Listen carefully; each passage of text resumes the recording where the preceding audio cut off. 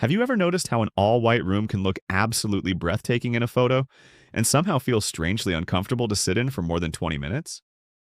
Not ugly, not badly designed, just cold, a little lifeless, almost like you were inside a showroom instead of inside a home.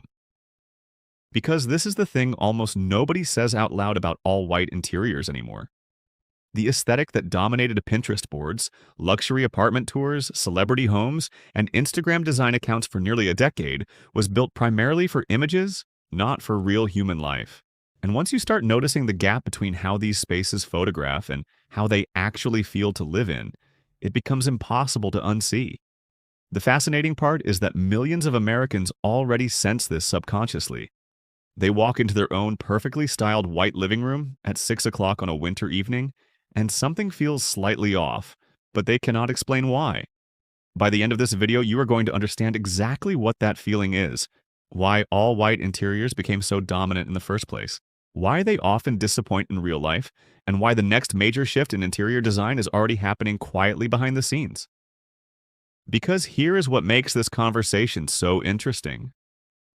The all-white interior trend did not emerge by accident.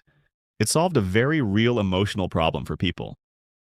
According to Zillow housing trend reports and multiple interior design industry surveys over the last decade, white interiors consistently ranked among the most desirable aesthetics for homeowners and renters alike. And at first glance, that makes perfect sense. White reflects light. It makes small rooms feel larger. It photographs cleanly. It creates visual simplicity in a world where people already feel overwhelmed by information, notifications, clutter, and noise. After years of dark Tuscan kitchens, heavy brown furniture, and over-decorated interiors in the early 2000s, white felt like relief. It felt modern, calm, controlled, sophisticated, especially online. And this is where the internet changed everything. Because social media platforms reward interiors differently than real life does. A room that performs well online is not necessarily a room that feels emotionally good to exist inside every day. It is a room that grabs attention in under 2 seconds, while compressed into a tiny rectangle on a phone screen. White interiors do this extremely well. Bright spaces stand out in feeds. White walls bounce light back into cameras. Minimal contrast creates visual clarity in thumbnails and photos. A heavily personalized or visually layered room often looks messy online even when it feels warm and extraordinary in person. So over time, the algorithm quietly trained millions of people to associate beautiful with bright, white, clean, minimal, and visually simplified. And because humans naturally imitate what receives social approval, the aesthetic spread everywhere at once. But here's the question almost nobody asked while copying it. Why do luxury hotels use white so heavily? Think about that carefully because the answer explains almost the entire problem. Hotels are designed to feel neutral to everyone, like their job is not to express personality, their job is to offend nobody. White interiors create a sense of temporary cleanliness and emotional neutrality that works extremely well in commercial environments. But homes are not commercial environments. Homes are supposed to restore identity, comfort, memory, and emotional grounding. And when residential interiors become too visually neutral for too long, something psychologically important starts disappearing from the space. This is where the conversation becomes much deeper than color trends. Researchers in environmental psychology have repeatedly found that humans respond emotionally to warmth, texture, contrast, and visual complexity in ways that are difficult to consciously articulate. A home that is too visually sterile can subtly increase feelings of emotional detachment instead of calm. And this is the irony most homeowners eventually run into. They create an all-white space because they want peace and simplicity, but after a few months or years, the room starts feeling unfinished instead of peaceful. They keep adding expensive furniture, changing coffee tables, replacing rugs, buying designer candles, swapping throw pillows, trying to fix a feeling that is not actually coming from the furniture at all. It is coming from the emotional temperature of the room itself. And lighting makes this problem dramatically worse in the United States specifically.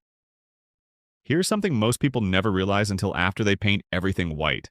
White walls are not actually white. They are mirrors for surrounding light conditions. In Southern California, with abundant natural sunlight, white interiors often appear warm, airy, and luxurious because sunlight carries warmth throughout the day. But take that exact same paint color into a suburban Midwest home during January, or a cloudy Northeast apartment with limited natural light, and suddenly the same white walls look gray, blue, sterile, or even slightly green, depending on the bulb temperature and weather outside. This is why so many Americans repaint white walls multiple times trying to find the right white. They are not choosing paint anymore, they are trying to solve a lighting problem. Benjamin Moore alone reportedly sells hundreds of variations of white paint, and some of the most popular colors in America have subtle undertones specifically designed to combat this exact issue. Warm whites, cream whites, greige whites, bone whites, linen whites, soft whites. Because pure white in actual lived environments often feels harsher than people expect, especially at night. And nighttime is when you actually experience your home emotionally. Nobody lives in their house under perfect midday Instagram lighting all day long. People experience their homes at 7 in the morning before work, during dark winters, after stressful commutes, while tired, anxious, overstimulated, or emotionally drained. And under those conditions, an all-white environment can start feeling less calming and more emotionally vacant. Now, here is where this becomes especially interesting, because many viewers watching this probably already know exactly what I am talking about, but have been blaming themselves instead of the design trend. You bought the white sofa because every influencer living room had one. You painted the walls bright white because every renovation channel recommended it. You bought the beige boucle chair, the white curtains, the light oak furniture, the marble accessories, the neutral abstract art. The room looked incredible for about 3 days after you finished it. And then normal life entered the space. Suddenly you are worrying constantly about stains. Coffee spills become emergencies. Pets feel stressful. Children become design threats. You stop relaxing in your own living room because subconsciously the room now feels like something you are maintaining instead of inhabiting.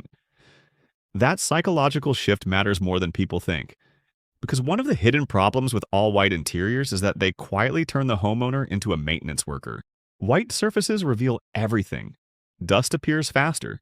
Scratches become visible immediately. Fabric discoloration becomes noticeable sooner. Kitchens require constant wiping. White grout becomes a full-time relationship.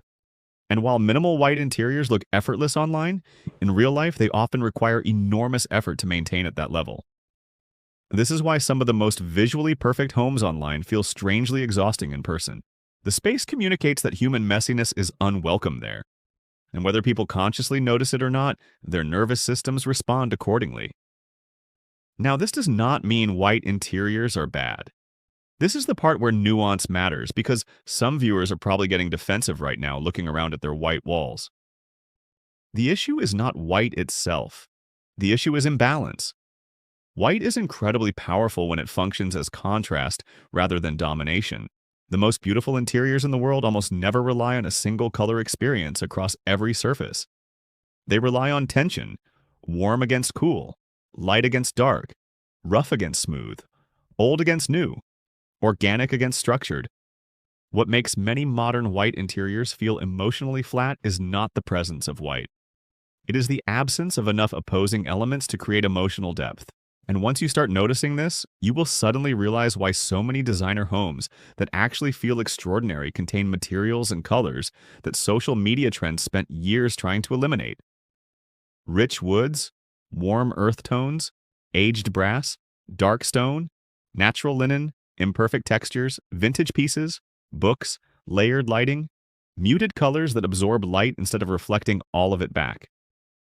These elements create visual gravity. They make a room feel inhabited rather than displayed. They allow the eye to rest emotionally instead of constantly bouncing around bright reflective surfaces. There is also a socio-economic layer to this trend that almost nobody talks about honestly enough. All white interiors became status symbols, partly because they signal that the homeowner can afford not to worry about damage. A white sofa communicates a kind of aspirational control over life itself. It suggests no muddy dogs, no chaotic children, no financial anxiety about replacing expensive upholstery. The problem is that many middle-class homeowners copied the aesthetic without copying the infrastructure that makes the aesthetic comfortable to maintain. So instead of luxury, they ended up with anxiety disguised as sophistication. And here is the curiosity question that should make you rethink your own home completely. Why do so many people remember older homes as cozier, even when those homes were objectively less expensive, less modern, and less visually refined? Think about your grandparents' house, or a friend's home that always feels welcoming. Chances are it was not perfectly color coordinated. It probably had darker woods, warmer lamps, personal objects, imperfect textures, maybe even slightly cluttered bookshelves or mismatched furniture. But it felt emotionally alive. Why? Because warmth is not created through perfection. It is created through evidence of life. And many all-white interiors accidentally erase too much of that evidence in pursuit of visual cleanliness. The fascinating thing is that designers themselves have quietly started moving away from extreme white minimalism over the last few years, even while mainstream audiences are still catching up. Warmer neutrals are replacing stark whites. Color drenching is becoming popular.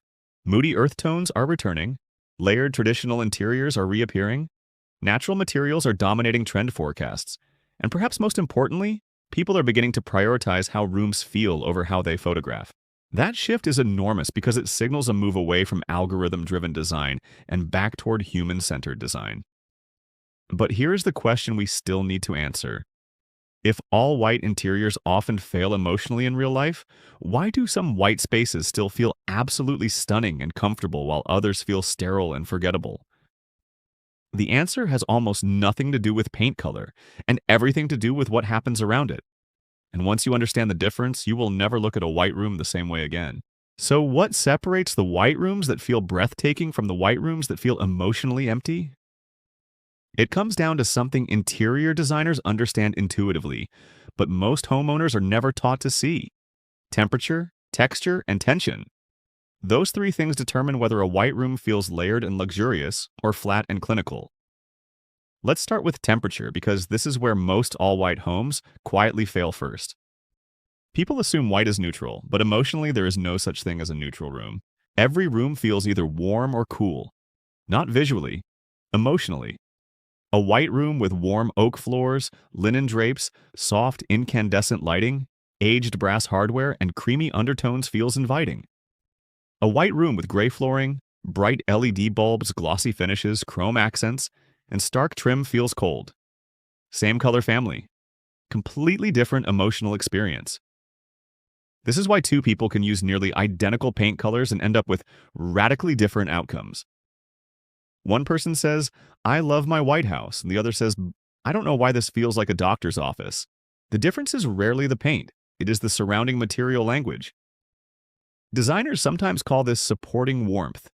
White can only feel warm when other materials are doing the emotional work around it. Without that support, white defaults towards sterility. And once you understand that, suddenly the solution becomes much simpler than repainting your entire house.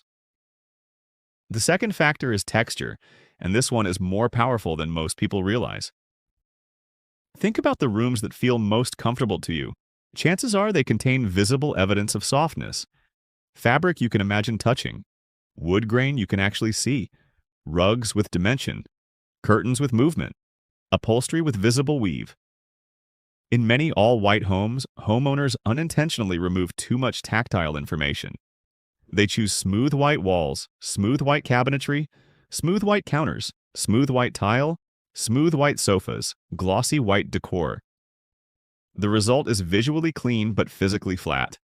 Your eye has nowhere to land. Your brain reads it as emotionally understimulating. And that matters because human beings evolved in textured environments. Nature is never flat. Trees have bark. Stone has variation. Sand has grain. Water reflects differently every second. Our nervous systems are comforted by subtle irregularity. When interiors become too uniform, they can begin to feel strangely unnatural. This is why even something as simple as a chunky woven blanket, an old wooden stool, or a heavily textured lampshade can change the emotional tone of an entire room, not because it adds style, because it adds humanity. Now, here is the third element, the one almost nobody talks about, and it may be the most important of all: tension. Great rooms contain tension. That sounds strange because people think design is about harmony, and it is, but harmony without tension becomes boring. A room needs contrast to feel alive. Dark and light, smooth and rough, new and old, structured and relaxed. In many all-white interiors, homeowners accidentally eliminate too much contrast because they believe consistency equals sophistication. White sofa, white rug, white coffee table, white walls, white shelves, white decor. It looks coordinated, but emotionally, it feels silent. Imagine listening to a song where every note is played at the same volume. No highs, no lows, no pause, no surprise. It might sound technically clean, but it would never move you.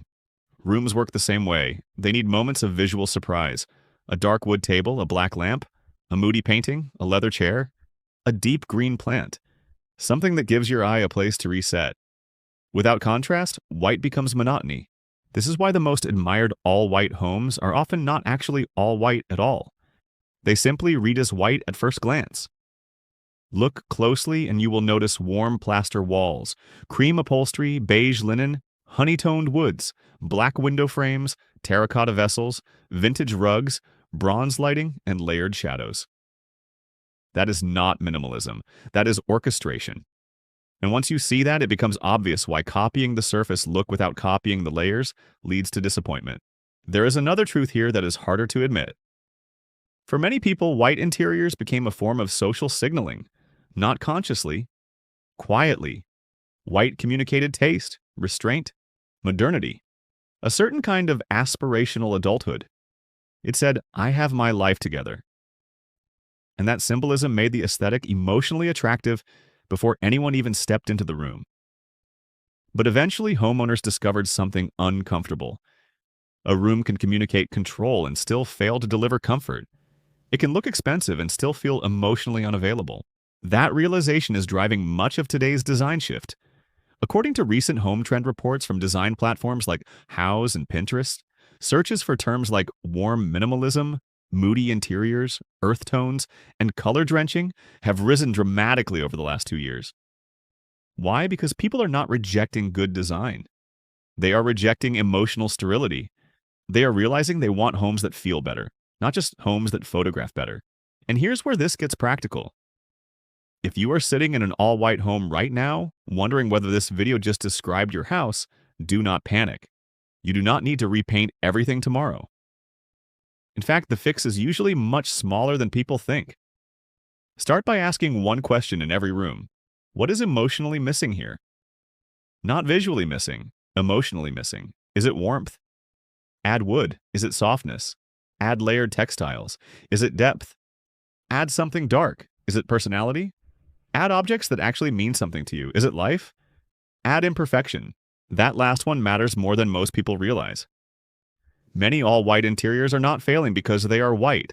They are failing because they have been over-edited. The homeowner removed too much evidence of themselves in pursuit of a cleaner image. The books disappeared. The family photos disappeared. The handmade objects disappeared. The odd little souvenirs disappeared. The favorite chair that did not match disappeared. And what remained was beautiful, but anonymous. A home should not feel anonymous. This is the deeper lesson hiding inside this entire trend cycle. People thought they were pursuing sophistication. What they were often pursuing was approval. Approval from algorithms. Approval from design trends. Approval from strangers online. But the rooms that people love most are rarely the rooms designed for strangers. They are the rooms designed honestly for the people who live there. And that is where we end this conversation. If your all-white home feels off, that feeling is not a personal failure. It is not that you chose the wrong paint. It is that you followed a design language optimized for photographs in a place that is supposed to support a life. Those are not the same objective. Your home is not content. It is not a showroom. It is not a rental listing. It is the emotional background of your daily existence. So the next time you walk into your living room and something feels missing, do not ask, what should I buy? Ask something better. Ask, what would make this room feel more like me? That answer is almost always where the real beauty begins.